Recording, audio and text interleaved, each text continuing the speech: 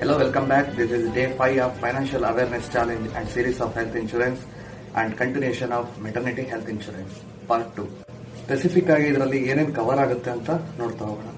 General ಆಗಿ delivery expenses, doctor fees, OT charge ಹಾಗೂ room rent specific ಆಗಿ ಪಾಲಿಸಿನಲ್ಲಿ ಏನ್ ಲಿಮಿಟೇಷನ್ ಕೊಟ್ಟಿರ್ತಾರೆ ಅದ್ರ ಪ್ರಕಾರನೇ ಆಗುತ್ತೆ. And very important to know newborn baby cover and what are included in this. Newborn baby has no waiting period and it covers immediately.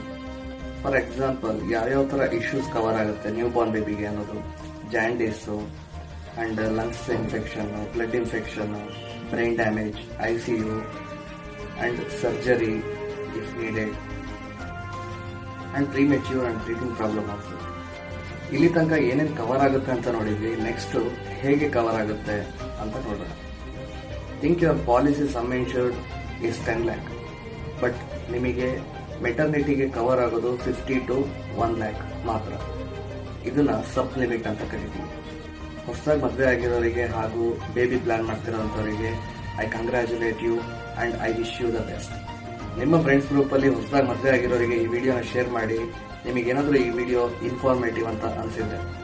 And follow iOS by Abhishek. See you in the next video.